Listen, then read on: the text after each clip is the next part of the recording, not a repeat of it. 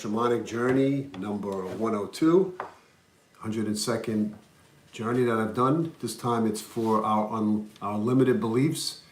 And sometimes you could reword it to make it more of a positive thing, to our unlimited belief system.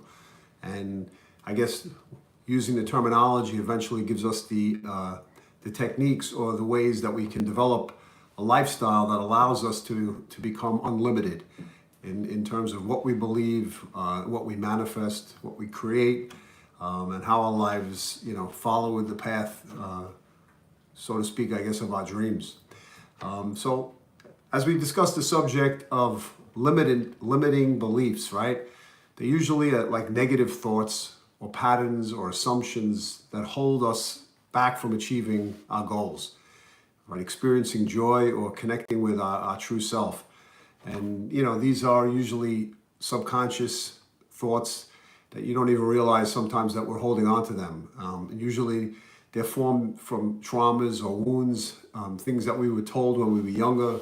And we create this inner voice and develop this pattern of thinking in a certain way and creating these distractions or these barriers or blockades in our lives that keep us comfortable rather than challenging the belief system that we have. So sometimes we could come up with the terminology that I'm not good enough, I'm not capable, and I'm not deserving of happiness. We don't verbally speak this out, although sometimes it's possible, but usually it's in the unconscious programming of how we communicate. So for example, like if a person's been bullied at school, they may not feel that they're strong enough to fight back against things that take place in their lives, not physically, but to stand up for oneself. And again, what we've been told plays a major role in how we feel and how we think about our lives and the belief system that we carry.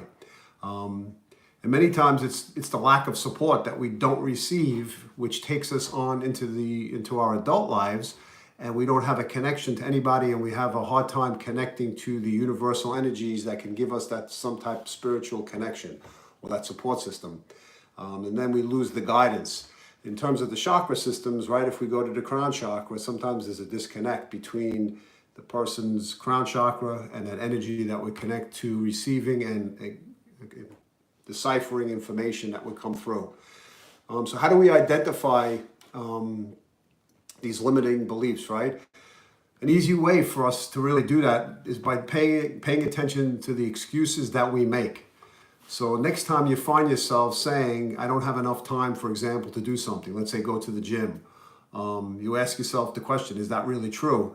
Or is it simply a limiting story that we've developed to tell ourselves over our lifetime or over the time that we've reached so far? So if you write the following sentence, for example, like let's say it starts with, if I blank, then I will blank. So let's use this example. If I get more money, then I'll be able to travel to Europe. If I lose weight, then I'll find love. So the first blank that we fill in is the limiting belief. And the second part of that sentence is the desire that we have. So if we change these limiting beliefs, if we focus in on the limiting belief system, in other words, the first aspect of what we fill in, then what we do is we reshift our thinking.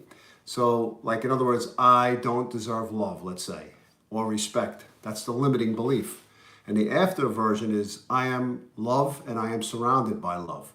So we can really shift things around by what we place in our minds in how we communicate with ourselves. The main thing is really to embrace the self-empowerment and crafting up new narratives that align with our deepest truths of who we really want to be rather than what we've been told. And we can create space where we detach ourselves from old stories and we develop new stories filled with strength, purpose, and an emergence of our true essence of who we are. So as you think about it, if you have the opportunity to think about it a little bit now, where in your life, what limiting beliefs do you have? Where have you developed them? Where did they come from? And on the journey itself, as we go on this journey to our spirit animal, let's see what information you come up with or what information is passed on to you. That should be an interesting concept for you to apply to this particular journey itself. All right, so let's find a place to get comfortable, either to sit or lie down. And in doing so, maybe you'll close your eyes so that you can have less distractions. And what we'll do is we'll take a deep breath in. Taking a deep breath in and exhaling. Taking a deep breath in. Exhaling. Taking one more deep breath in. And exhaling. And going on our journey to our limited belief system.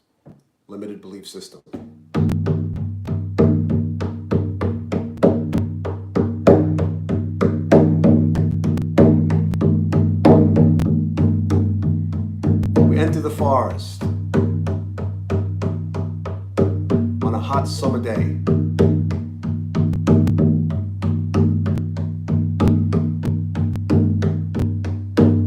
The sun is shining brightly.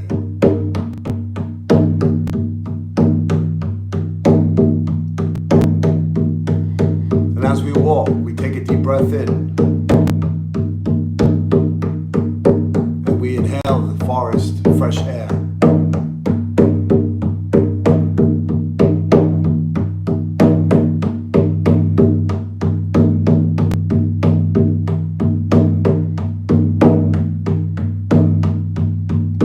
We can hear the birds whistling in the trees. And beneath our feet, the dry summer leaves.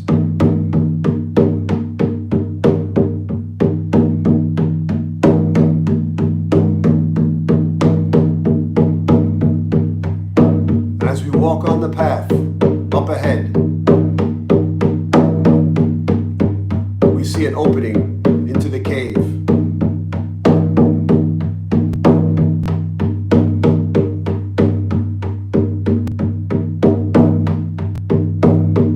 We use our hands to navigate through the darkness.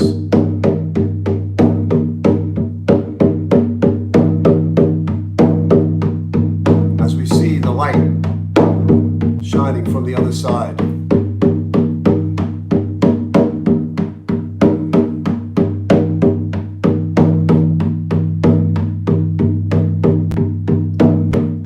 And as we exit the cave, we walk along an open path.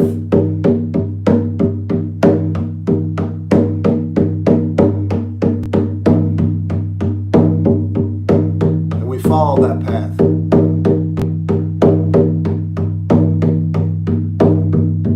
Until we hear a noise to the very right of us. And we stop. And we see a spirit animal.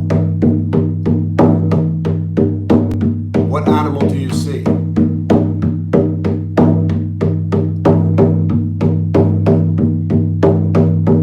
You face the animal. And you ask it about your limiting beliefs.